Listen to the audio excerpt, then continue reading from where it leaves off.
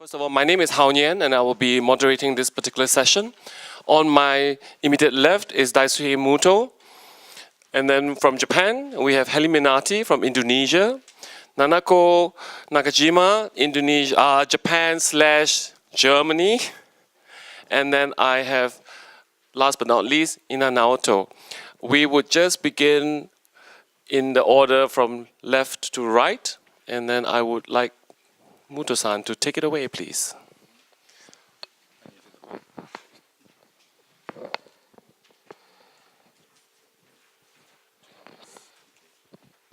Hello, everyone. My name is DAISUKE Muto, and I'm basically independent dance critic.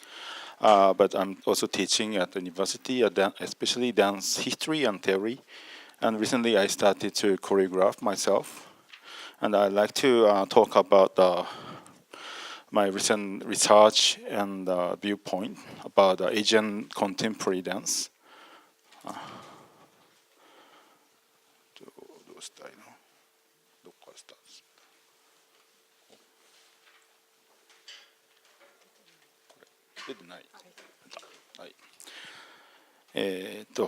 My presentation is titled Intervenient Participation. My basic understanding of the contemporary dance practice in Asia can be, categorized into several types. I tentatively wrote down like this. One thing is revisiting historical form of the traditional dance and repertory, or collaboration between different agencies from different backgrounds of dance. And three, abstraction of the specific dance forms to universalize vernacular form. But from my observation, basically they are always done within the dominant contemporary, what is called dominant contemporary dance institution, which is presupposing some specific type of literacy of modern art, which is rooted in the modern Western invention, without the original community of folk dancing practice. So my question is how to really go contemporary with other dances outside of the theater, outside the contemporary dance community, but not only its forms or techniques or aesthetics, but also the bodies of agencies and the functions of the dance in society or in the vernacular community. So, for example, even in the controversial piece of contemporary dance called Pichikuran Chun and myself, it is considered something like a dialogue between two different cultures. One is Thai classical dance, in another the French contemporary choreographer, and but the ground they are standing on is designed in the Western manner. I suppose the full environment is Western, so it is integration of something other from outside into the West. I suppose this is not so even as it seems like. So,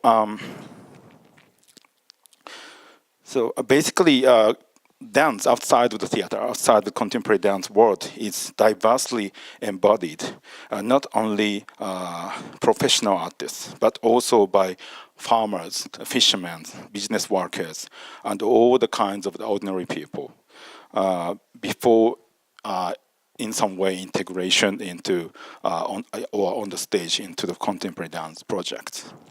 So for an example, I'd like to pick up one specific dance style on which is called shishi odori, and this is a kind of deer dance which can be found in many different parts of the world. But this type is belonging to the northeastern shore of Japanese archipelago, the area which was devastated by tsunami in 2011. So I'm recently interested in this practice, especially from a point of view of the engagement of the contemporary artists into the folk performing arts context. So, for example, shishi odori is not purely an art form or a dance art form, and it is belonging to many different aspects of the human life. For example, it is, of course, it is a kind of ritual. And the deer, it can be found in the forest, in the mountains. So it is part of the production coming from the forestry and other livelihood, like fishermen and farmers and the craftsmen of the woods. And also it is about the everyday socialization of youngsters and older men and kids, and also men and women. So it is not only a pure art, but also at the same time it is a kind of excuse to communicate with each other in the community. And it is also, of course, amusement, and so in some sense it's competitive activity, especially among young people. And this form is quite strongly backed up their own cultural pride or identity. And this is a ritual to send people who has been dead to the heaven. And so this is a ritual which is meaning or symbolizing the reproduction of the community. So it is belonging to many different layers and aspects of the social life. It is not purely an art form. So in this way, traditional dance, especially folk dance, can be found in many different contexts and meanings. So it is not so much reasonable to pick the surface or form of dance style to integrate within in the theater art. So it is also a part of the different activities. So how to engage this folk dance form in its full entity, not only the shape, art form, aesthetics, and technique. So this is my question. So recently, I'm finding some new approaches from the contemporary dance artists to local folk dance practitioners. I juxtaposed the 4 examples. It is scattered in different parts of Japan, but mainly they are conducted by the art organization which is working in contemporary dance field. They all sending the contemporary dancers and artists and choreographers into the folk dance community, not to invite them to the theater, but they are sending the artists into the community to do something in different manners. So I want to focus on one of them. This is we are going to go landing to Tohoku. Tohoku is northeastern shore. This project is conducted by the JCDN, Japan Contemporary Dance Network, since 2013. And in this project, Shishiodori, deer dance is taught from the local master to the contemporary dancers and artists. And in the western part of Japan, near Kyoto, there is another example. This was a case of the local government sent the artists and gathered artists to send their community, and this community is almost disappearing because the population is decreasing quite radically. So this dance form is almost vanishing. So they are trying to find some new solution. In this year, they found the artists to support them. So my interest is what can bring, what this kind of project can bring out, and after the result or end product. So in this question, I am quite interested in theory of legitimate peripheral participation. And it is raised from the Leif and Wenger, and they are psychologists and the theorists of education. So according to Leif and Wenger, participation is a way of the learning or contributing at the same time.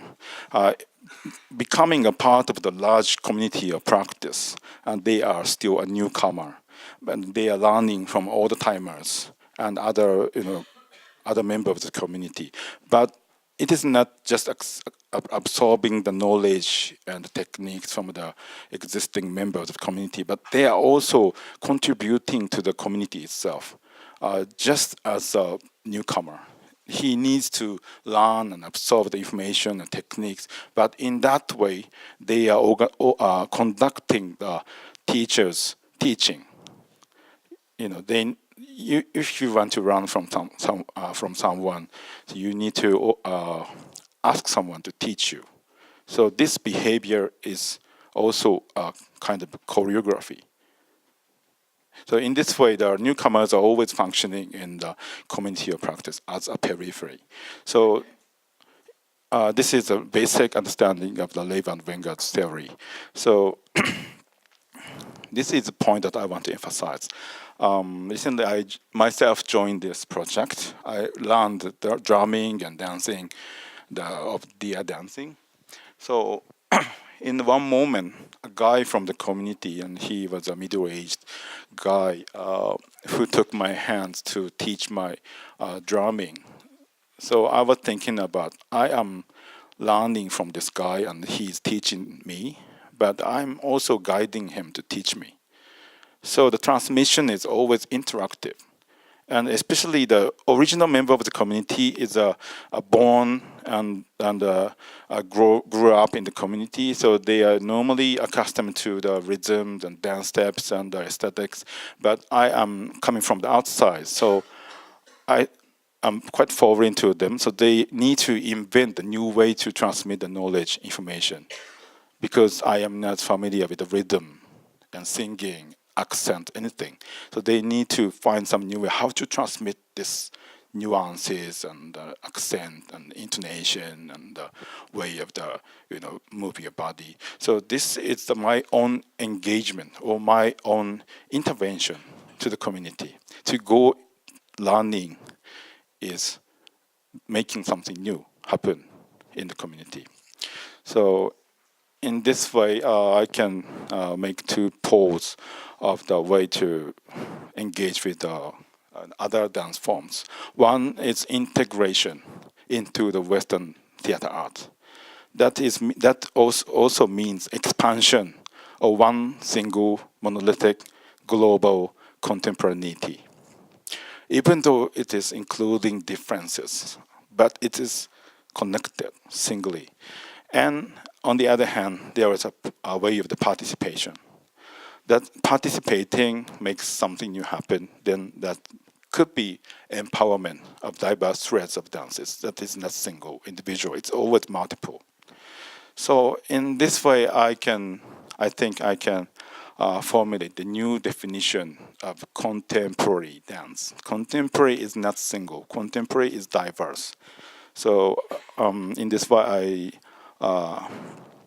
I am quite much interested in this way of approaching to the other dances. Yeah, it must be a bit. Yeah, so I want to finish this point. Thank you very much.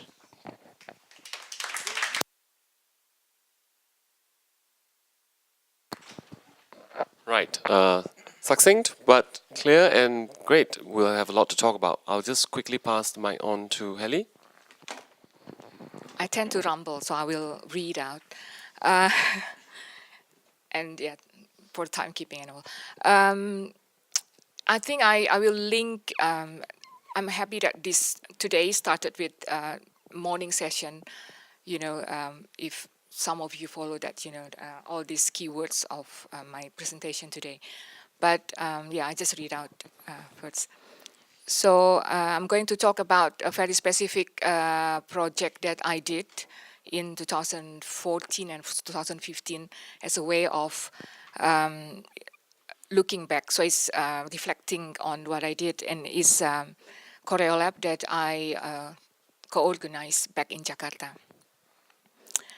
So yeah, somewhere along the line of Indonesian dance history of recent times, the body seems to disappear, or if it seems to appear, it is likely detached from the historical narratives that inform its presence. That said, the dance community in Indonesia really talk critically about history, or body in history for that matter. Instead, the word tradition is more often deployed to revert to the various local dance forms, which nowadays are widely transmitted through sanggar, or local community dance studio, commercial courses, or through National Academy level that now offers a doctoral degree in choreography. Such transmission tend to rely on the rigorous training of mastering certain dance technique and vocabulary. Even at the academy level, the necessary discourse is basically absent, thus skipping the complex underlying historical references that form the meaning of the movement, which is the dance, the dancing, and other related contexts. The rich varieties of a form tend to be formalized in rigid curriculum, thus a race in the process, together with its accompanying critical observation. Choreographing too has become formulaic. For the final work at the end of their undergraduate or postgraduate master exam, for example, young choreographers were asked to choose one of the 5 models of choreography. One is study-based, research-based, I don't know. Second is dramatic or story-based. The third one is dance drama, which refers to Indonesian particular form, sendera tari, invented in 1961. 4, pure dance, meaning abstract. And 5th, comic dance.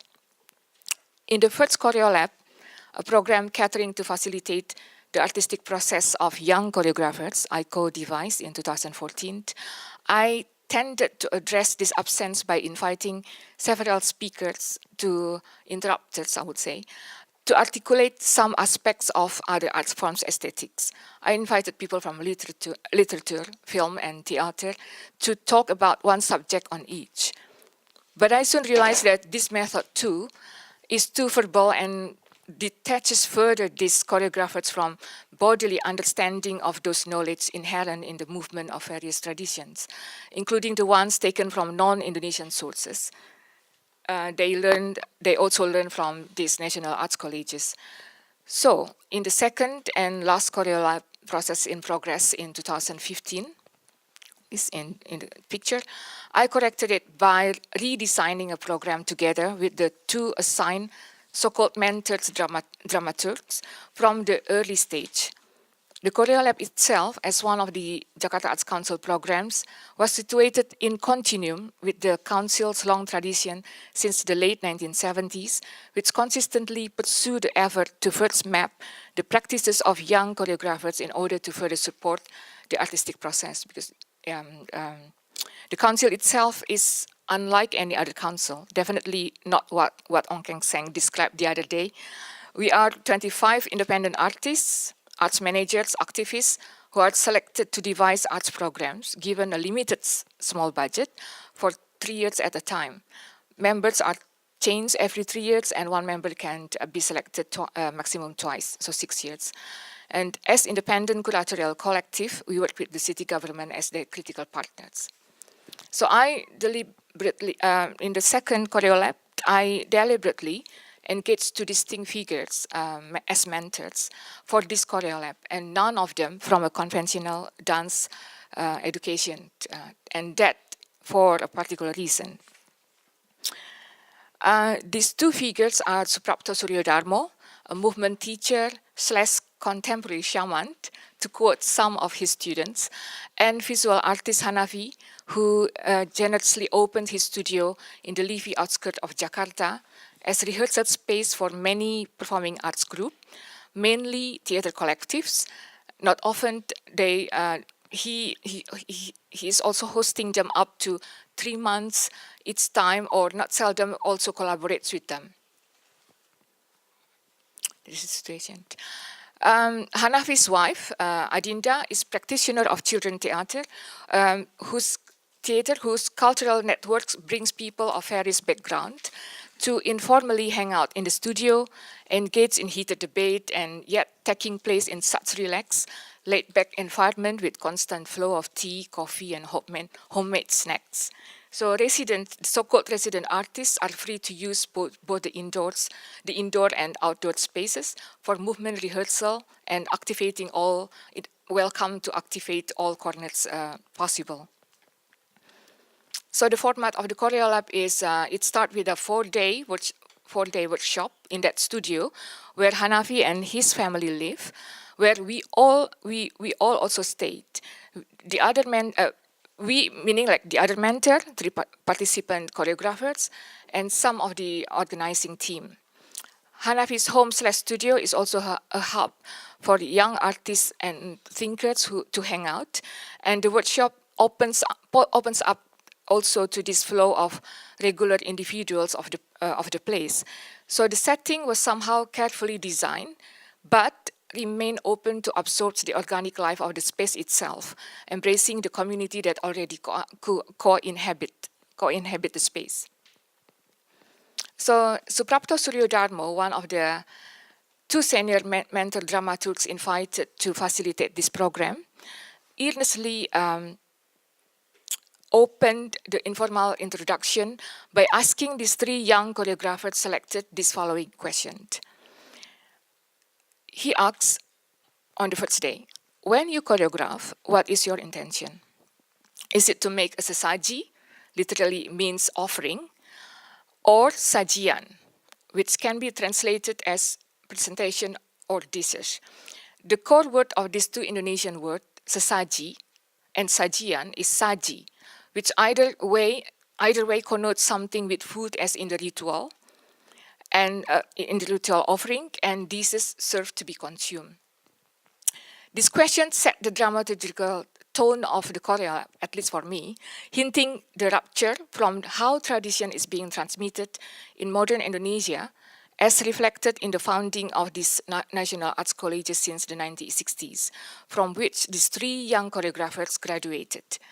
It was also an aptly formulated question, since at least two of the participant choreographers take certain ritual from their respective ethnicity as subject matter of their work. This is a very common approach taken by Indonesian choreographers anyway, by the way. So these three choreographers were selected based on one particular work they created. This particular work is then used as a kind of specimen that they bring to the lab to be reworked in a way, like, you know, to be reinvestigated in a way. After 4 days of workshop, they go back to wherever they belong, given at least 2 months to work, accompanied by dramaturgs they have agreed to work with. I use freely this dramaturg, but someone to really,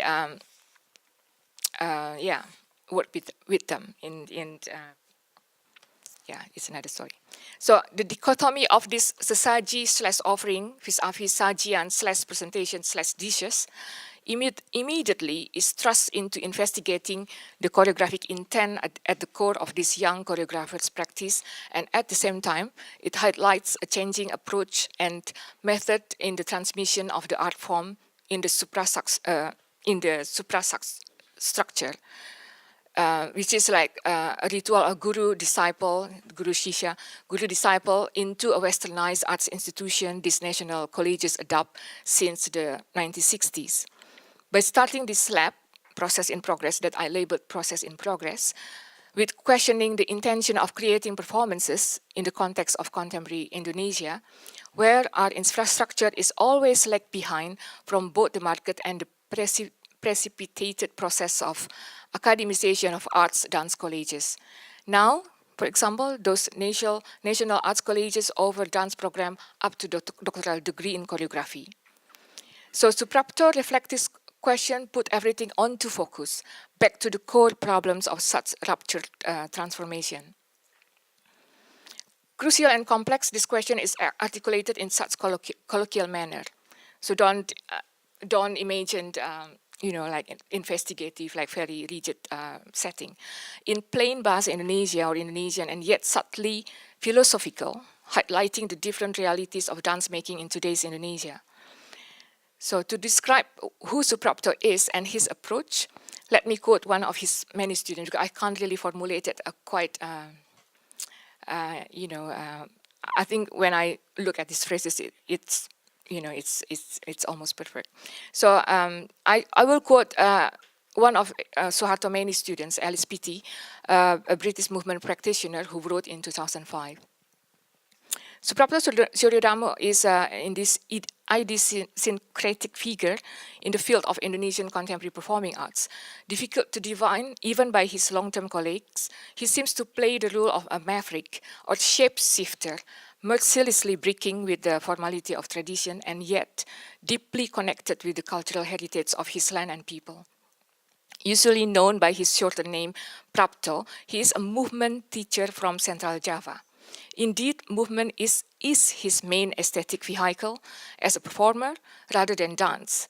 However, the word movement can also mean a political movement, cultural movement, or simply the movement of life itself.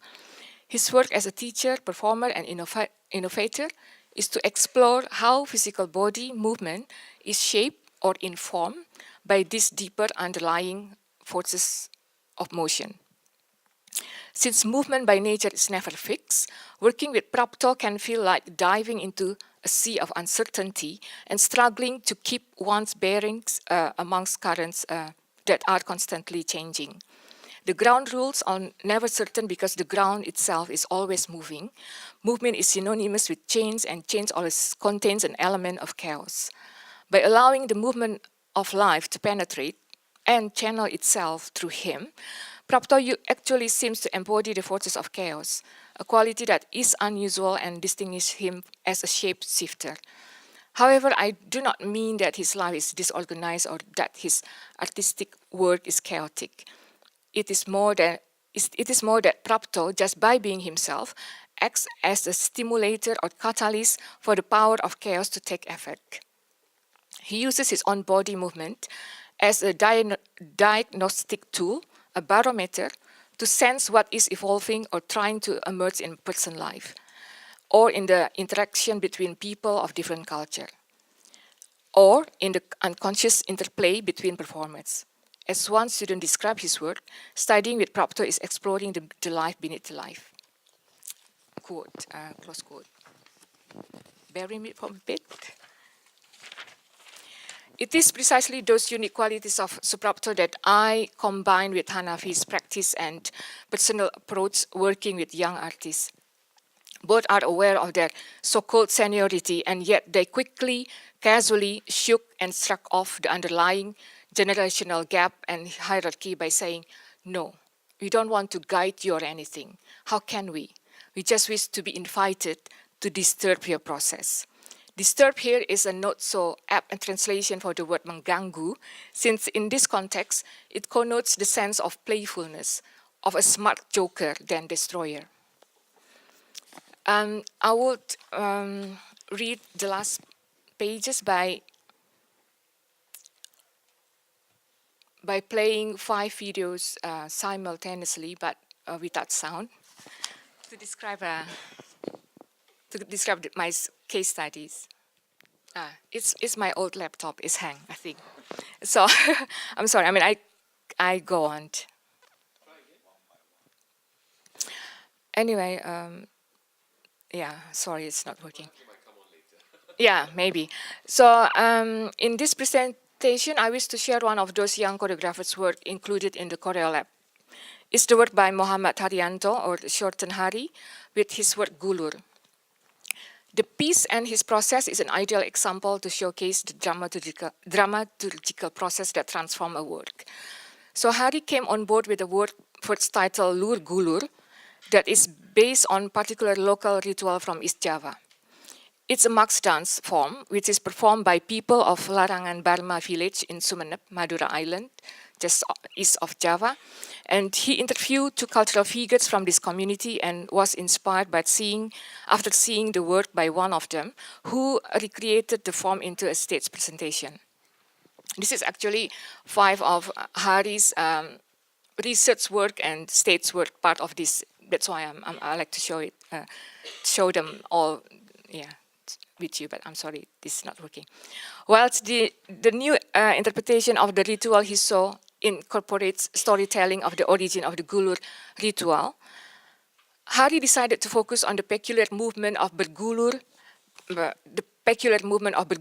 performed in the ritual, which apparently means to roll your body on the ground as way of reconnecting the body and the nature, acknowledging the soil of the human body as both organic as one feeds the other and vice versa. In the span of at least 4 years, Hari has created and recreated this piece for different occasions and contexts. The experimental group, the first experimental group 1 on the soil, an improvisational solo on one of the pendapa, Javanese tradition on the right, low right, in Solo near his old campus, a strictly choreographed group work on the stage that he submitted for his final postgraduate exam at the Indonesian Arts Institute in Low, and a solo commission by IDF in 2014 as part of this showcase. Too bad it's a upper left. In the Korea Lab, Hari's years-long processes were unpacked in relations and reflection to the two of his peer choreographers. In between the exercises, discussion took place, and this could last until late, with Suprapto and Hanafi being present and closely engaged, asking critical questions, sometimes philosophical, such as where or what is stage for you, or offering advices of different articulating their ideas, be it visually, technically, or poetically. In this ChoreoLab edition, I decided to go with the flow. After our first meeting, when I set my intention to design this lab in close collaboration with the two mentors, Hanafi came up with suggestion that to start this process by sending him to visit Suprapto in his home studio in Surakarta, where they viewed the videos of 3 choreographers together and talk about it in relation to other things. We videotaped the conversations and then sent it to the participant choreographers as something to prepare upon arrival, to set the moods. These various modes of reflection employed, situated in an informal setting that effortlessly revisit the natural, so-called Indonesian social rhythm of meeting, encountering, and connecting, proves to be inspiring for all involved, not just the artists. To conclude, allow me to again quote Alice Pitti. Traditional form is not the same as ancestral lineage though deceptively similar. The lineage does indeed emerge from within the form, but only when the form is totally and fully embodied within the performer.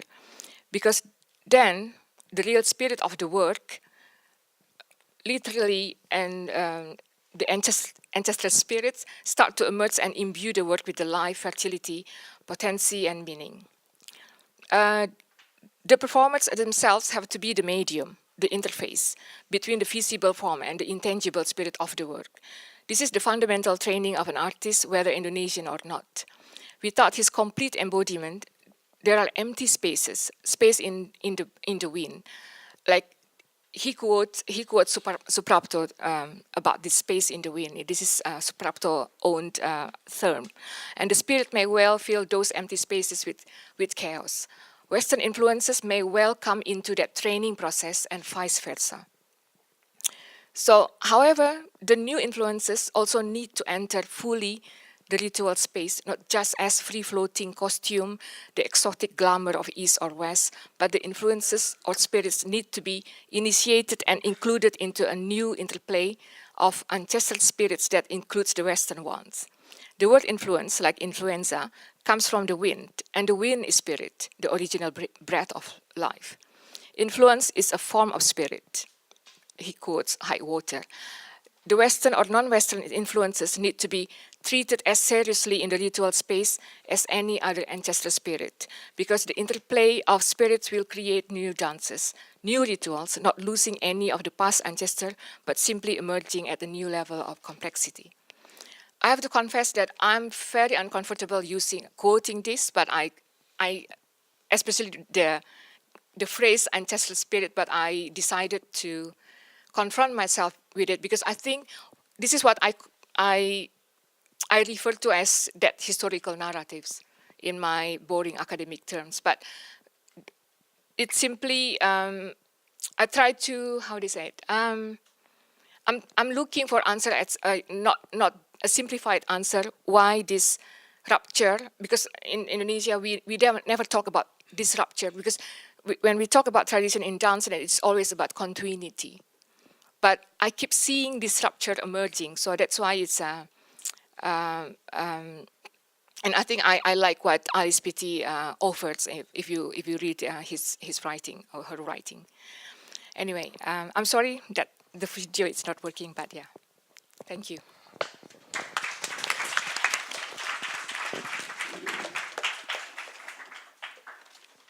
Hi, I'm Nanako Nakajima. First of all, thank you for inviting me to the session and then to this conference. I appreciate, I want to say thank you to the LIM HOW NGEAN and also Center 42 and organizations at the TPAM too. Thank you. And I'm also glad to be here in the sessions to share the ideas of dance dramaturgy together with the people here. Okay, I am a dance researcher and also dance dramaturg. And I have worked on several projects, several dance projects and also theater project. And then this time, I would like to introduce one of the recent projects that I have worked between Germany and Japan, and that was done actually last year. So this piece is about group space, and yes, so this is the title of the piece is X Group Space. And then I will show some photos and video clips later after I introduce a little bit about the project. Do you hear me? Because I'm not really, okay, let me know if I speak too fast or so. Okay, okay, I do. So basically, I wrote the text, so I read the text, but please let me know. 日本語でも後で質疑応答受けさせていただいても大丈夫です。よろしくお願いします。Then, so with his performance series, Group Space, a German choreographer, Sebastian Matthias, explored the urban pulse of various cities in Europe and Jakarta. In 2016, with the title of X Group Space, our team was searching for the mutual groove of Tokyo and Düsseldorf, which is the area called Little Tokyo at the line in Germany. So it's a kind of like a the big Japanese community in Europe, in Düsseldorf. And our team examined the physical sensibilities people develop every day for their environment and investigate questions as to the relations of meeting, communications, and participation that can be created in the public space as well as in the theater. Which tools, bodies, and actions generate a community? So this piece, X/group space, so X or crossing group space, there's actually different ways of calling this title, but let's say I call crossing or X group space. So this piece is created collectively with our team of collaborators, 3 Japanese visual artists with connections in Tokyo, Atsuhiro Ito, Masaru Iwai, and Yoko Seyama. And Masaru Iwai invites to a common experience as to the topic of cleaning, and Yoko Seyama and Atsuhiro Ito intervene with rotating and sound-making sculptures in the theater space. From the beginning of this process, I have supported this process, creation process, as dramaturg. And next to Sebastian's 7 dancers involved in the production, more than a dozen Düsseldorf and Tokyo residents are a crucial part of the development of the project. And this piece was co-produced by Tanzhaus NRW, Festival Tokyo, and other theaters. What specific temperaments and physical perceptions are shared in the grooves of Tokyo and Düsseldorf? In order to investigate this question, our team has crisscrossed between the 2 cities, researching and producing this dance work.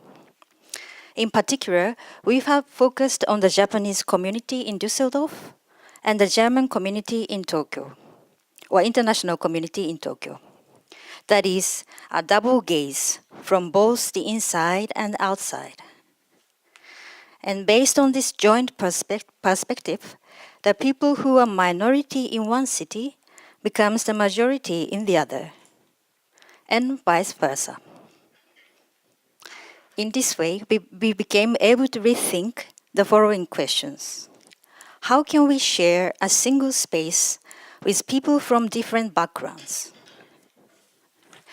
So title of this piece, X, or Crossing, came from our discussions with collaborators, which symbolizes crossing, actually like a crossing on the street, but also the idea of bleaching two spaces and two different sensibilities.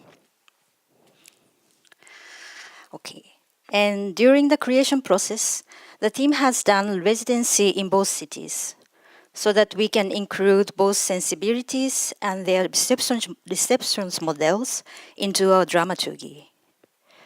For example, we have created questionnaires for the residents in both cities, and these questions are like this. Imagine you come back to Düsseldorf or Tokyo from abroad. When do you feel the first time that you're back in the city? Or how does your body feel? Do you sit, stand, eat? What is around you? What colors, smells, sounds? How do you position your body in that space? Or have you ever felt pressured when you are in a very clean city? Do you feel a little too rigid to live there or not? And what makes you feel clean or not clean in the city? So some of the questions are actually about the feelings in the urban space, but also the other questions are concerning cleaning or cleansing, which is also the concept of this project. So I explain. We call the residents in Düsseldorf and Tokyo as the audience group, and invited them to our rehearsals during the residency. Each time the team has showed a tryout or small performance, we have spent much time to discuss with the audience group and try to reflect their feedbacks into our dramaturgy. And through this process, specific sensibilities of the people in both cities are shared with artists and implemented in the piece. The dramaturgy for this dance work has developed across multiple layers. The dance is an abstraction of the physical perception of pedestrians in both cities, producing multifocal choreography. The choreographer Sebastian and his dancers have already developed their way of abstracting movement, and especially pedestrian movement, observed in various cities, and incorporated into their ballet-trained contemporary dance vocabularies. So I show maybe this photo. It's difficult. So basically, the dancers spend so much time to explore the cities every time they visit the new cities, and then they observe the people's movement, and they write down the kind of the patterns of the movement, and this is also the process of abstractions. And they also like name it as a kind of marshmallow or those like naming of the movement, and combine them and reconstruct those modes of movement into the choreography.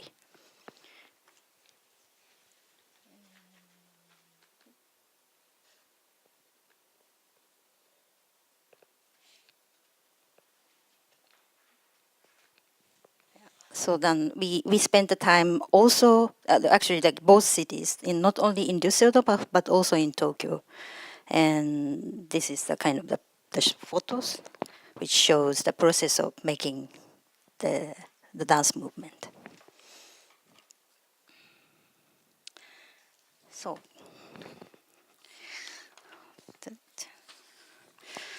I switched to the visual part of this piece. So I have already said that there are 3 visual artists in connection with Tokyo participating in the project. And one of them is Yoko Seyama. And her kinetic sculptures create spatial fluctuations that resonate mutually between dancers and audience. And along with the Optron live performances by Atsuhiro Ito and his light and sound installation. So I show these 2 artists' work. Yes, so this is these 3 sculptures are created by Yoko Seyama.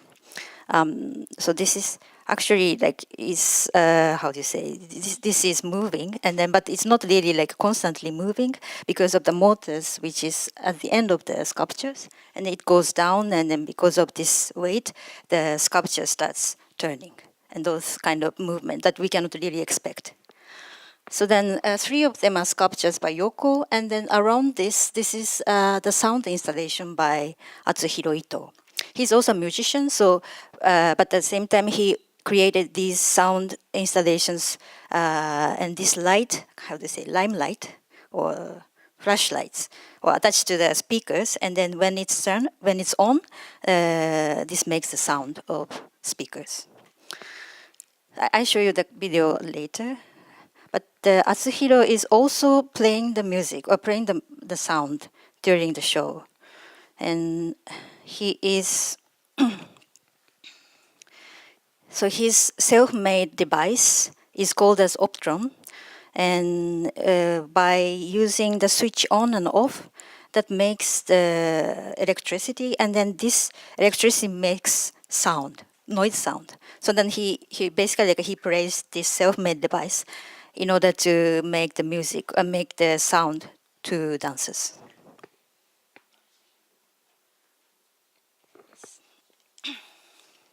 And the other visual artist, Masaru Iwai, intervenes into the floor of the theater space. In the third space of video, he gazes down on the group and intervenes in what is happening on stage. In this way, what is outside is drawn into the outspace, raising the following questions. By whom and for whom is the theater space made? So during the research process of this project, I came to know Masaru, who incorporates the juxtaposition of cleaning/trash into his artwork. Using a broad array of mediums such as installation, video, and performance, he makes a display of the desire intrinsic to our daily lives to clean. And furthermore, he shifts the focus by questioning that cyclical action. So basically, there is no such thing as perfect cleansing. By the act of cleaning, a trash just transforms itself into other materials and still stays in our environments. So the trash doesn't go anywhere, just becomes different things, different materials. And Masaru has already created several video installations on this topic of cleansing or cleaning.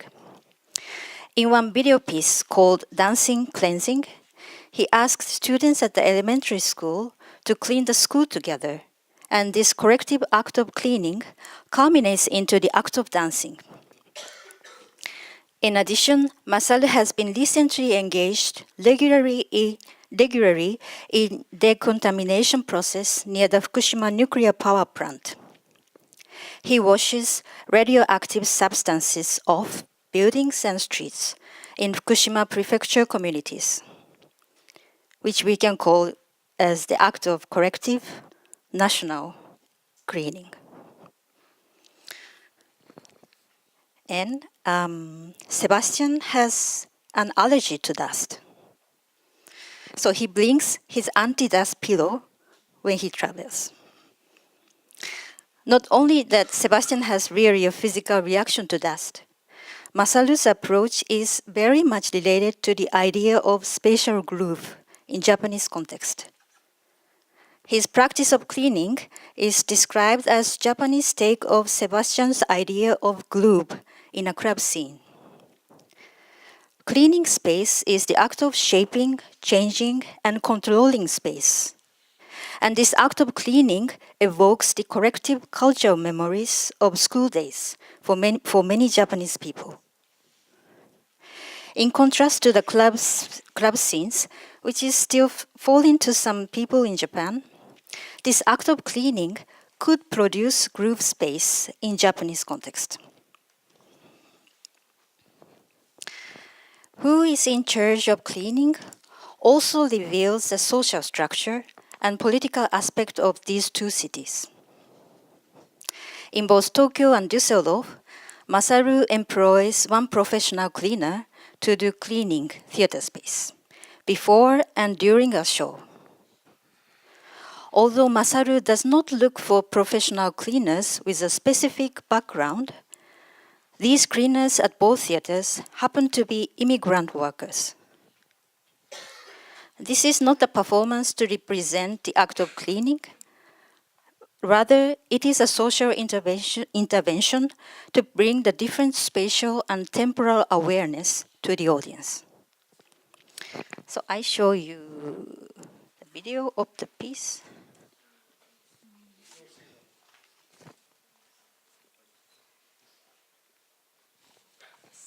So it comes. So at the beginning of the piece, it starts with this cleaner's cleaning. So when you enter the theater,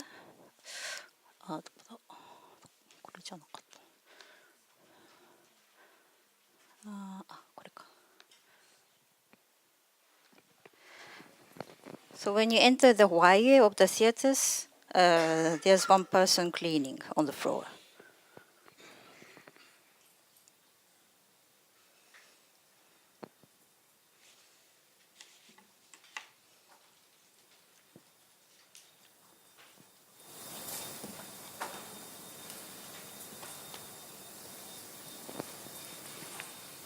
And Masaru is also documenting the process of this creation process, so that all the temporal span is documented, videotaped, archived from the beginning of the piece and also from the beginning of the process.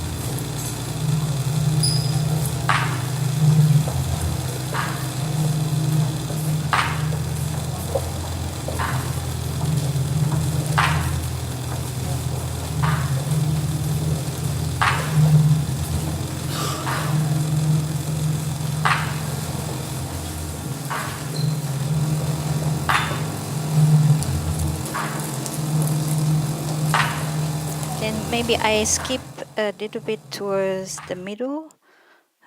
So dancers are showing many choreographies, but in the middle of the piece, there's the part of intervention. もう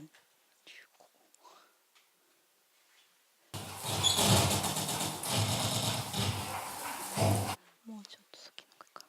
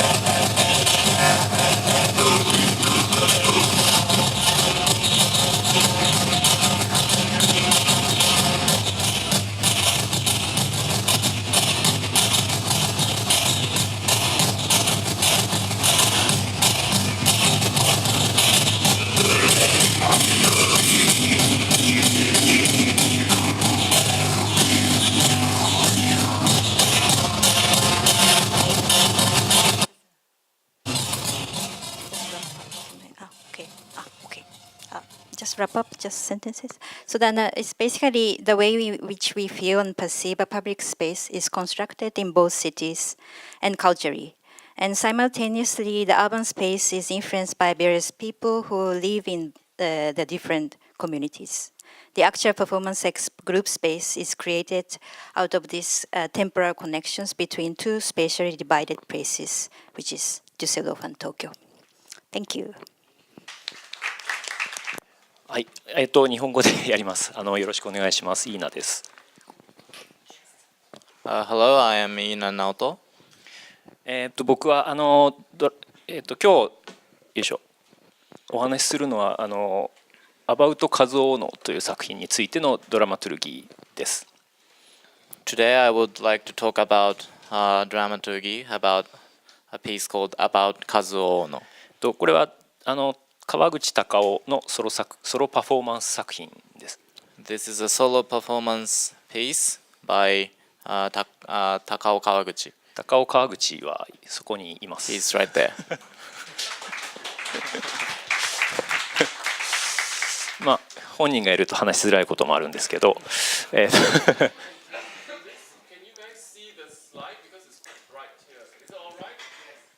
Okay, thank you.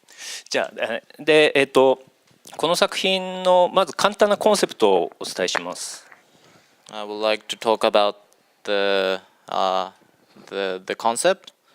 これは大野和夫という舞踏家の踊りを完コピするっていう作品です。This is a piece about copying. 完コピ means to copy completely a Buto master's dance called Kazuo Ono. という非常に簡単なコンセプトで作っております。Which is a very simple concept. まず完コピをした高尾川口のちょっと1分間のダイジェストをお見せします。I would like you to see this movie by Takao Kawaguchi, which he copied Ono Kazuo.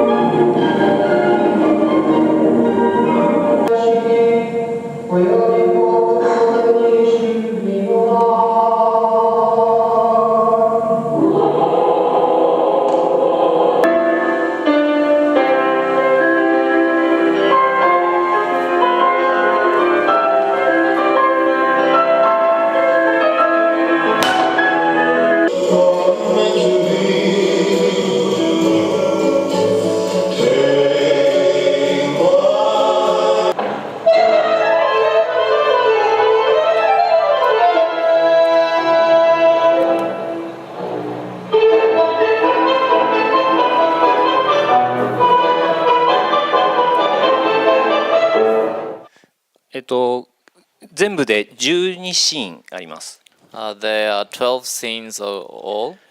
で、全てのシーンは全く川口隆夫のオリジナルの踊りではなくて完コピをしている。なので衣装も、音も全く音ですね。まず音も当時の音を使ってます。Okay, all 12 scenes are copy of Onokazu's dance and the sound too.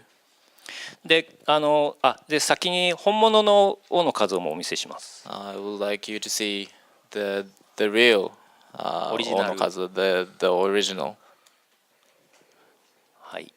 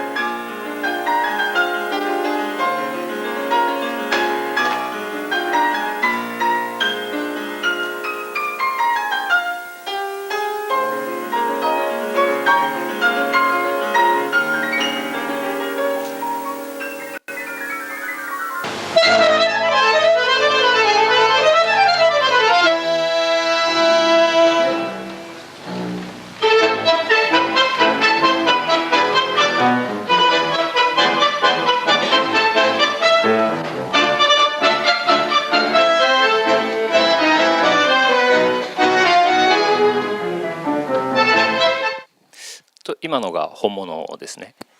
That was the original. で、どういうシーンをコピーしているかというと、1977年と1981年、1984年のビデオを借りてきて、そのビデオからシーンを抜粋してコピーしています。What we're copying here is his performances from 1977, 81, and 84. We brought up videos of his dances.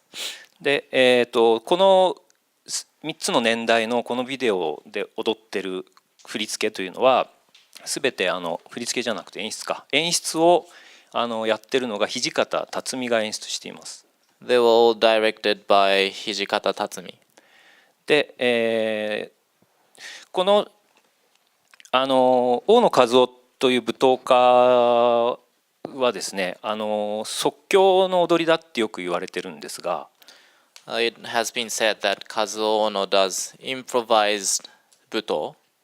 映像をいろいろな年代の映像を見比べていったときに振り付けがあるっていうことが分かってきました。But when we saw the videos from different times, we learned that he partly plans his moves.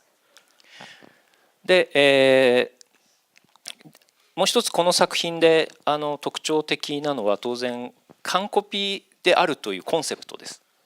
The important thing about this performance is that we can copy everything. でこれは一つこの作品のキャッチコピーでもあるわけです。This is a catch copy. Can copy is a catch copy of this performance too. でこういう言葉をそのキャッチコピーを見つけていくっていうのは非常に分かりやすい作品のコンセプトになってきます。So to find this word can copy, to find a word to represent the piece is very important. It is a very important concept itself. この踊りを完コピするという、例えば音楽であれば好きなギタリストを完コピするという同じことですけども、It's the same thing when you copy your favorite musician, your favorite guitarist.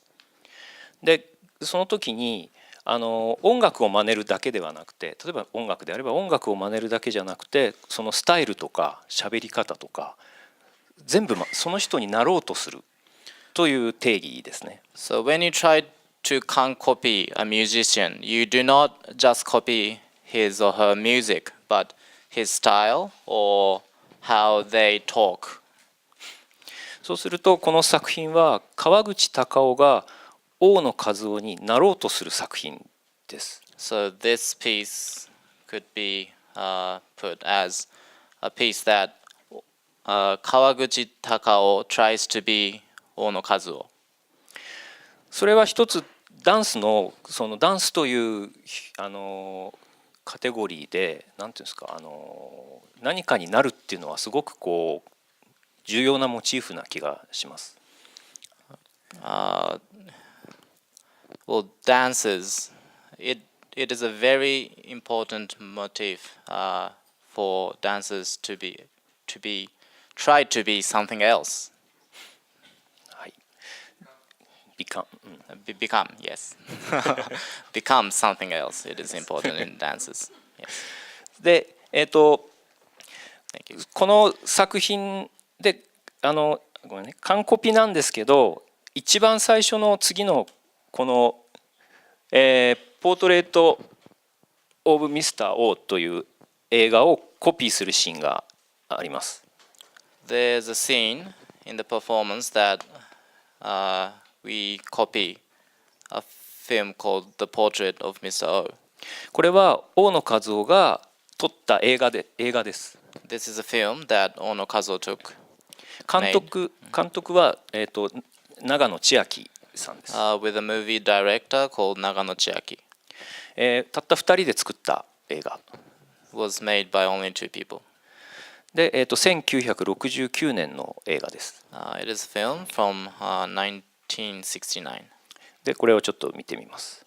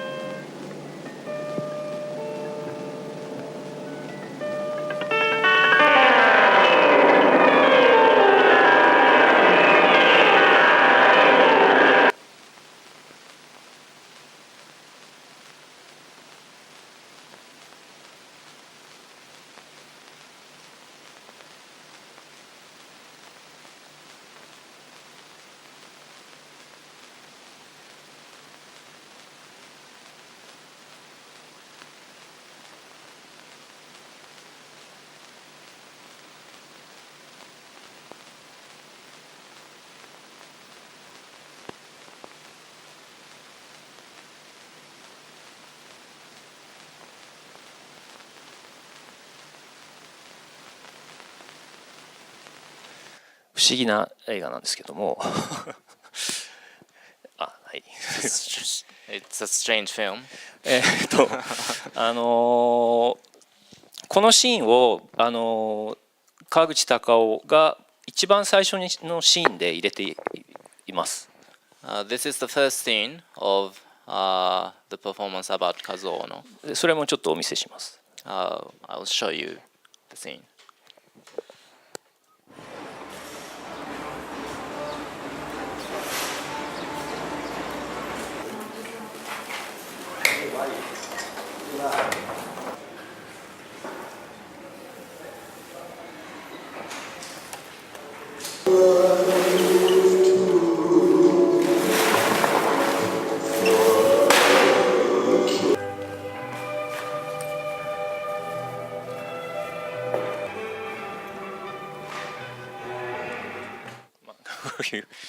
これもストレンジフィルムなんですけど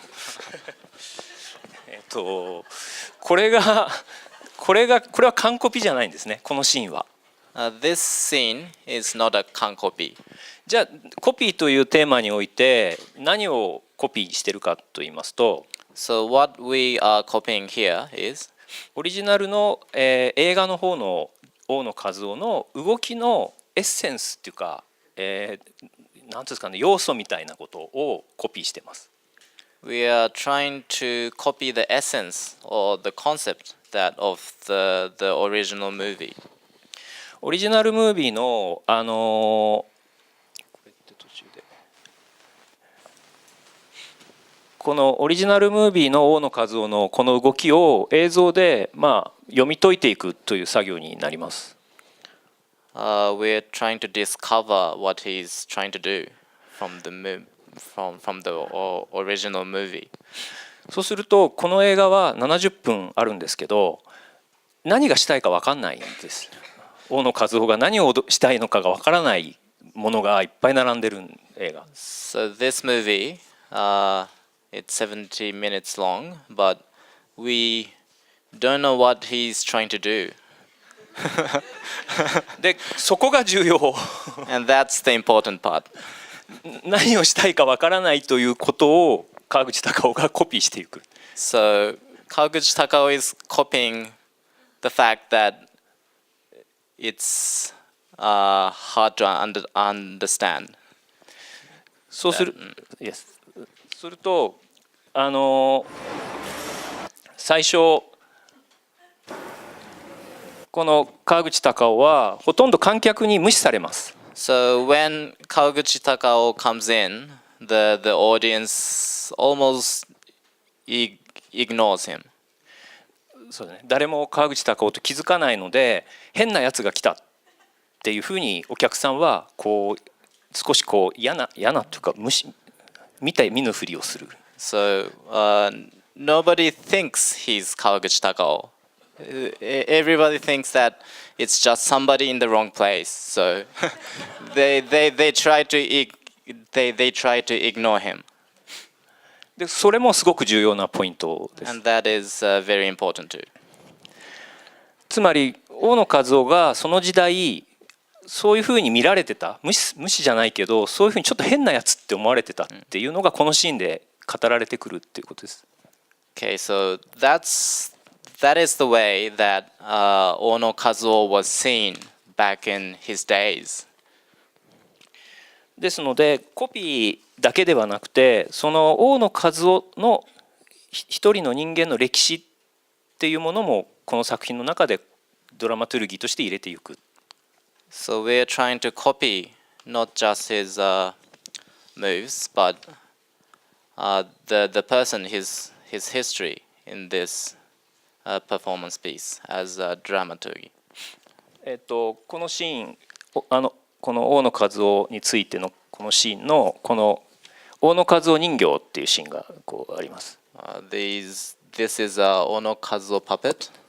これをコントロールしているのは、大野和夫の息子さんの大野義人さんです。This man controlling this puppet is Ono Kazuo's son, Ono Yoshito. 彼も舞踏家です。 He's also a buto dancer. ここで子供が父親をコントロールしてコピーしてるわけです。 In this scene, so his son is controlling him, is copying his father. 人形の振り付けをコピーしている。 So copying the choreography of his father, of using his father's puppet. それで、もう一回王子の肖像に戻りますが、このドラマトゥルクとしては大野和夫と川口隆夫のこの、ポートレート・オブ・ミスター・王の中での動きの違いをあるいは同じ部分をこう言語化しなきゃいけない。So comparing these two performances, I have to put in words what is the difference between these two and the same parts too. で何度もこの映画を見直すわけです。 So we watch this movie over and over again. そうすると一つだけ何が違うかちょっと分かった。One thing we realized what was not the same. 大野和夫はなんていうんですかね、物を壊したりするんですけど、ただ破壊的じゃなくて非常にこう保つようなんていうんですかね、保全的というか保つようにそのものがキープされるようにこう踊っていく、ものを置いていく。So Ono Kazuo sometimes destructs this object, but he also tries to maintain the object. He places the object so that it is maintained in a way. で川口隆夫は割と破壊的になる。こちらかす。Takao Kawaguchi tends to be more destructive. でもここではまだこのシーンでは川口隆夫から大野和夫に変身していく途中のシーンだからそれでもいい。So this scene is a scene about Kawaguchi Takao becoming Ono Kazuo. So that's okay. でそういう川口隆夫がやりたいことをドラマトゥルギーとして言語化していくっていう作業を割とやっています。I tried to verbalize, to put in words what Kawaguchi Takao is trying to do. はい。それでそれで一応それをまたさらに方法論というか説明すると、まず僕の仕事はまずコンセプトをすごく保っていく。コンセプトが逸脱しないようにこのアバウトこの作品のコンセプトが逸脱しないようにチェックしたり監視したりする役。My main role, one of my main roles as a dramaturg is to stand by the concept at all costs, always refer to the concept. でも川口隆夫の面白いくだらない面白いアイデアみたいなのをシャットダウンしてはいけないので、その彼の直感的なアイデアは引き受けていく、入れ込んでいく。But I don't want to shut out Kawaguchi Takao's instinctive ideas and have to pay attention to them too. でオリジナルの我々のこの作品のコンセプトにもう一回戻ってまたコンセプトを見直していく。So when we get this idea, we go back to the concept itself and sometimes change the concept too. それの繰り返しです。We go back and forth. で僕のこの作品の役割というのは非常にドラマトゥルグなんですが、マージナルな存在っていうのをテーマにしています。I am a dramaturg in this performance, but I try to be a marginal man. A marginal man. A marginal person. Marginal person, yes. Yes. でそのマージナルであることである意味ドラマトゥルクというその存在でいられる。難しいねこれ訳すのね。So by being marginal, not being inside of something, I maintain myself as a dramaturg. でこれで終わりなんですけど、でマージナルであるから川口隆夫とのじゃあミーティングってどうしてるかっていうと、なんかリハーサル中に真面目な話ってあんまりなくて、だいたい LINE とか彼がバーで飲んでいる時に隣に行ってなんか喋るっていうようなクリエーションの仕方をやってます。So with Kawaguchi Takao, I don't have discussions at rehearsals, but we talk we talk in bars or cafes or by texting to each other.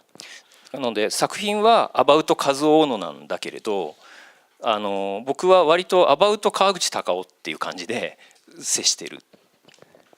The piece, the performance name is about Kazuo Ono, but what I try to think of is about Kawaguchi Takao. 以上です。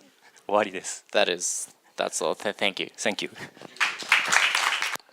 Thank you very much, all for speakers.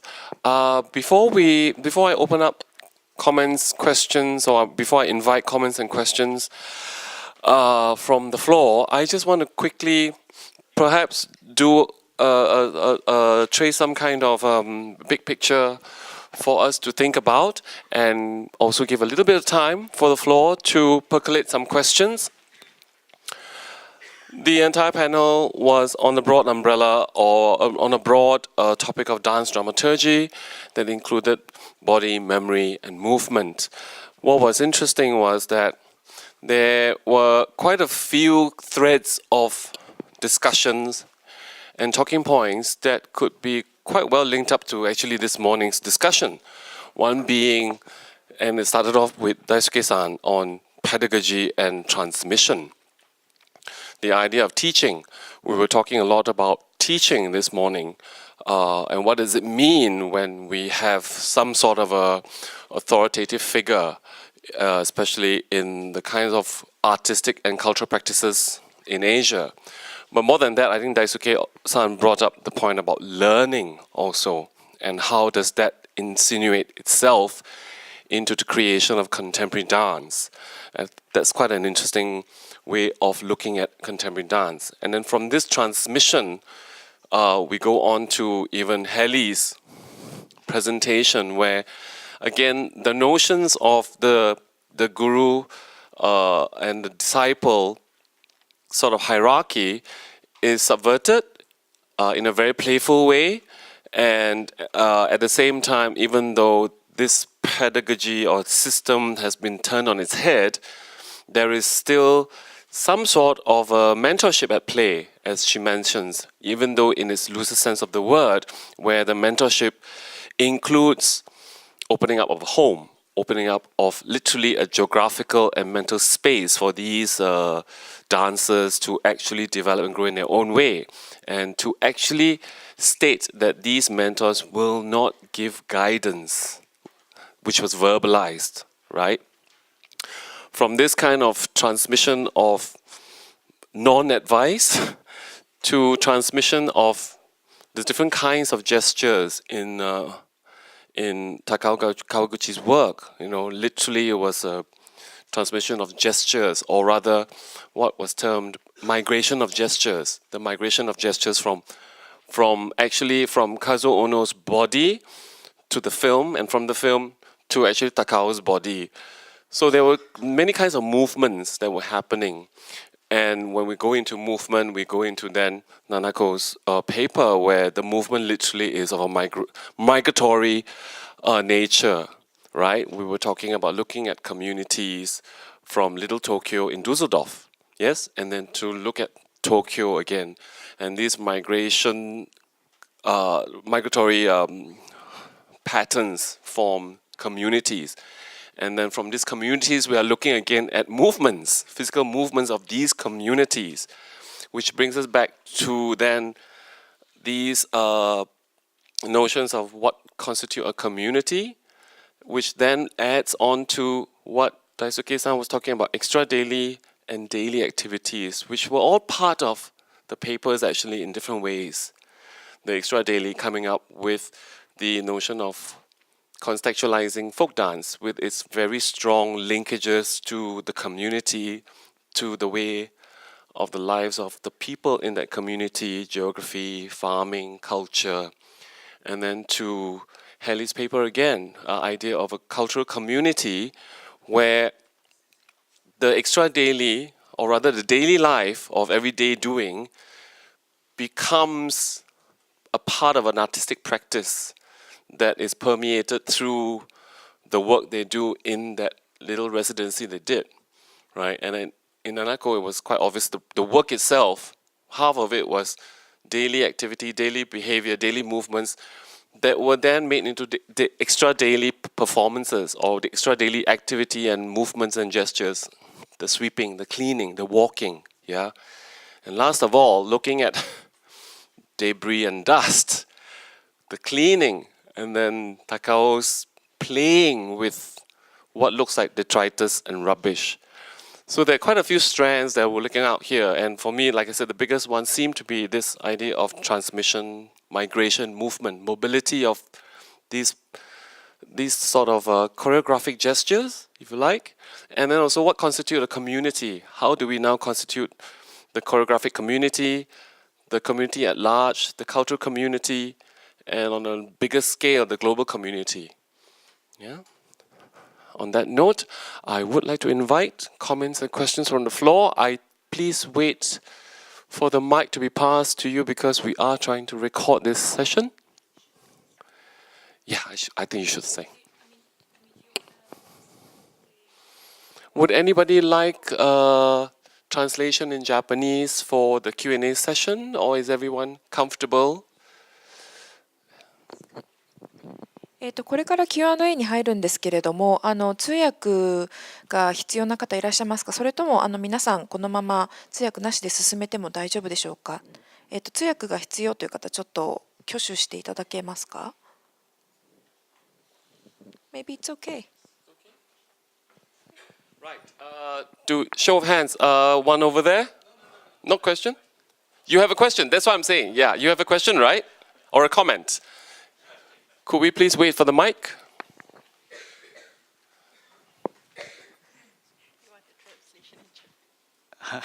Yeah, my name is Zahan. I'm from Singapore.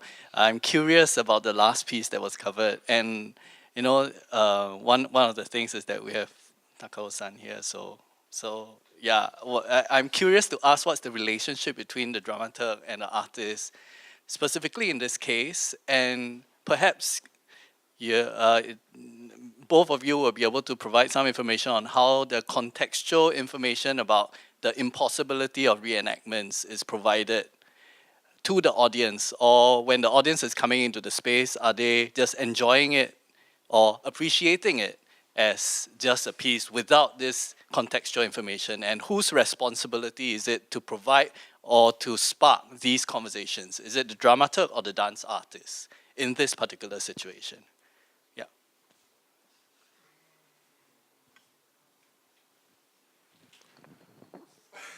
So as Ina-san came with his own interpreter, if Takao-san would like to start us off, that's fine too.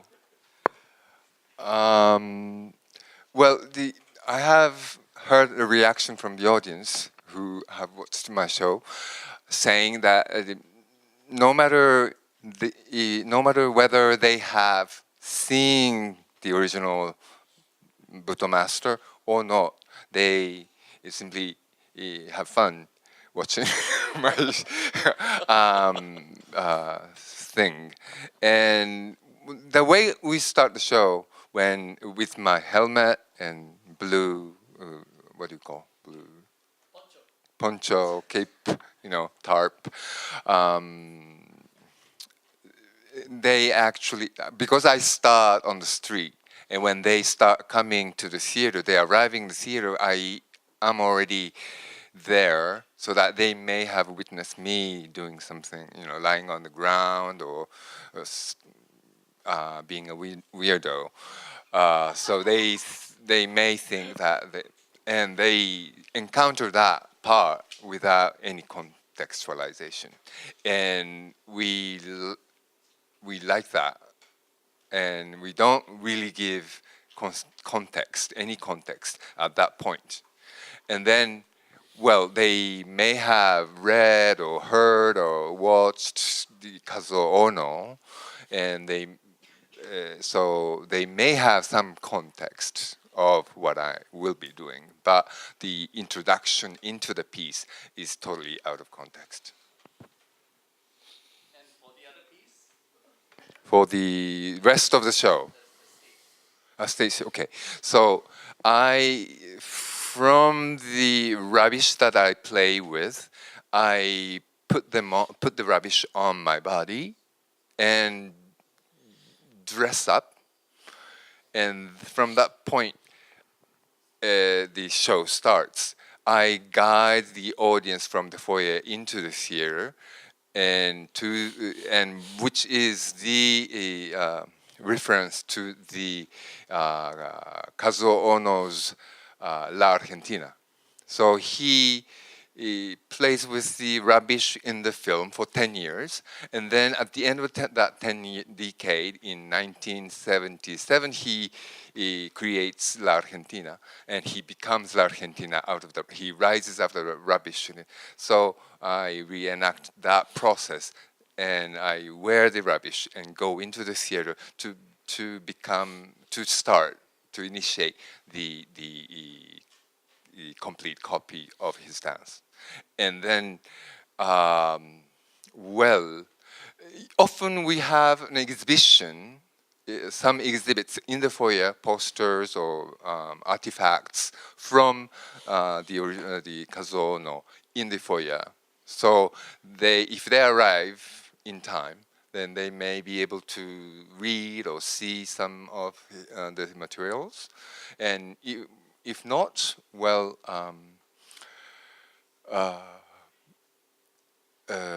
I think we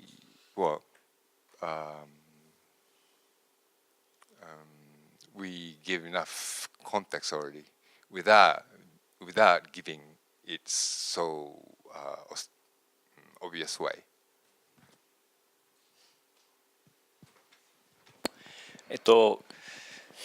そうですね。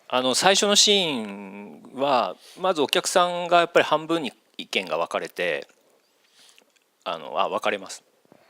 In the first scene, the audience opinion is split into two. まずああいう作品をこれから100分見るのかなっていう不安があるみたいです。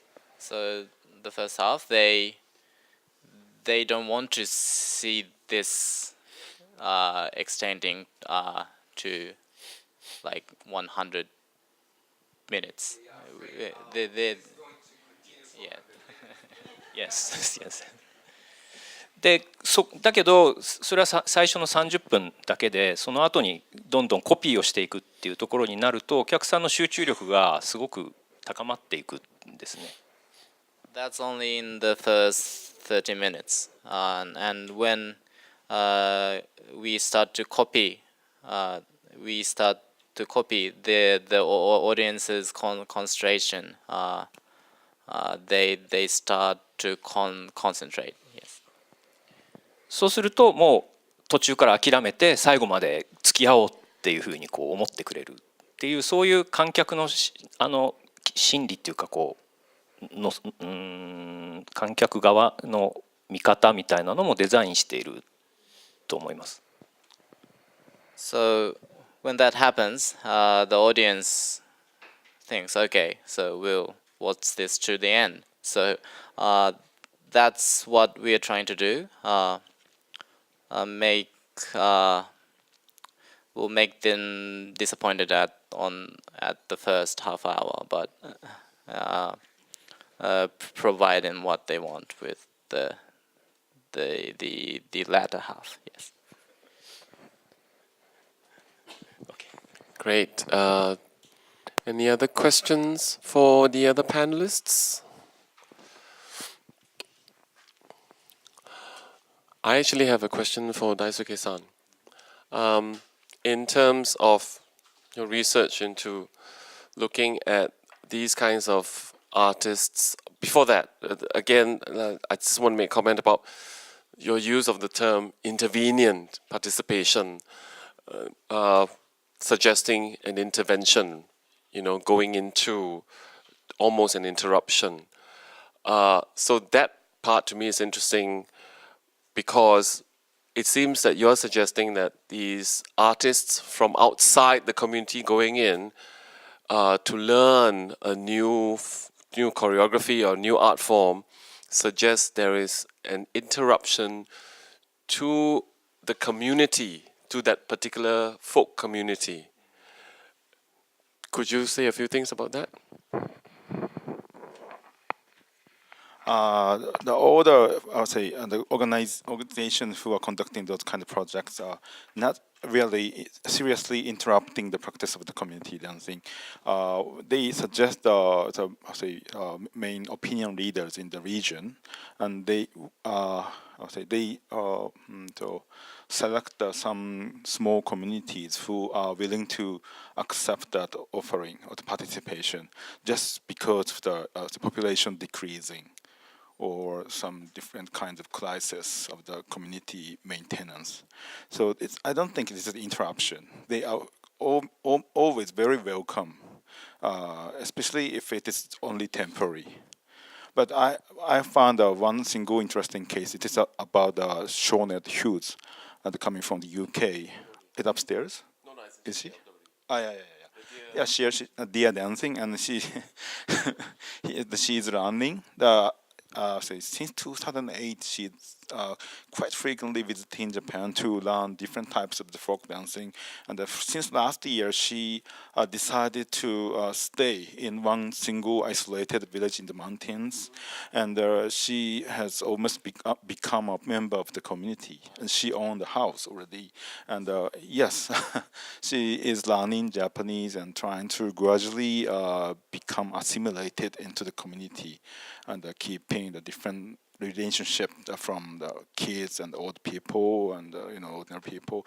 And I talked with her 2 hours 2 weeks ago about her conception of the involvement in the community. And according to her, she was not intending to do some choreography, or she is not expecting any direct final product from this residency. She's expecting something very subtle, and maybe it's quite remote in the future. But she looked satisfied by making very small ripple in the community. Maybe the outcome can be missed by her own observation, but she does not care about that. But at least she's very new and foreign for the community. I don't think she is not leaving anything in the community. She's making something, but maybe it's very difficult to observe from outside. But in this way, she's doing something. She's making something new. So that is very interesting for me compared to extracting some elements from the community dancing in the theater stage. I just want to, sorry. Yeah, I just want to quickly contextualize Shawnette Hughes, the dance artist whom Daisuke-san is talking about. She's already from Wales, and she started a residency in 2008, actually, up in Aomori, where she was there. And it was, again, one of these, as global flows would allow for an opportune residency which she didn't expect. And then from there grew one project, Aomori. And now this one that we're talking about here, Shishi Odori, the deer dance, is another project. With Aomori, there was a final product, there was a performance that has actually gained quite a lot of attention within and without Asia, in Japan and outside of Japan also. And so this, I would say, mark as a sort of a development for her, where she is going into another community now, where the work is about learning, where the choreography literally is about choreographing some sort of learning, as what you said, where body-to-body transmission is not one way. As much as the person is teaching you, you are guiding the person to teach you also, and that to me is very interesting. Yes. Yes, somehow related to the things that you mentioned. And then also I kind of switched to Helly's project about the mentorships between the younger choreographers and senior dramaturgs. And then like thinking about this community learning or learning in the new communities is so much about experience and age. And then how new or how old can be also related to how much experience you have in terms of dance or in terms of culture. And then So that's I think very important in a socially related art field, I would say, or community dance or folk dance. And then coming back to Haley's project in contemporary dance residency or kind of mentorship project, you also mentioned that the age, the younger artists and also like older dramaturgs. I'm also curious how these things happens and how this relationship could also relate to the like educational institutions that we talked about before. It may sound from my presentation that it's a two much more senior, figures and artists to be a mentor / dramaturg for them. But to me, it's like it's also you can you can also see it as one artist opening up his studio and his home, and invite, because that's what Hanafi does. I mean, we're together, like we were like 10 people, me and my colleague, and there's this someone who noted the process and but in that space, Hanafi did host like as many as 30. I mean, theater people is very famous of bringing a lot of theater people in Indonesia. I mean, I call them congregation, not artists, because they tend to gather along. So I think in one way, because Jakarta is very tricky. I mean, I have a very small budget, and I know that it doesn't work if this lab happens in school again. I want to, they already had a lot from these schools, and so I don't want to replicate that process again. I wanted something organic, because I think that's, and how to. But I can't just implant okay, go somewhere and then how do you say it, outside Jakarta and rent bungalow is beautiful, but it's not the same, because I think that space, that studio space, has so much narratives. It is a creating space. It's a space for creating arts. So it's already like feels different. I mean, in terms of atmosphere. And the second one, what I like is also Hanafi proposal, because the first one it was rushed in last minute, because we can't do it in a where I mean, I was looking for place. So the first one was last minute, but the second one we had some time. So I mean, before we start deciding anything apart from selecting the artist, we invited Suprapto and Hanafi to sit down and then talk how do we start. And then Hanafi proposed, okay, I mean, the last one you guys spent in my studio. Why not I'm visiting Suprapto studio and house as well. And then, so it's... Perhaps just to add, I'm also getting a sense that perhaps what you were aiming for was a sort of a different kind of a perspective on learning work. As much as the formal schooling is very good, as we talked about this morning, that kind of residency that you're talking about also provides a different kind of learning experience and choreographic experience, because you talked about how, in a school they have 5 formats of exams, and it's formulaic to a certain degree.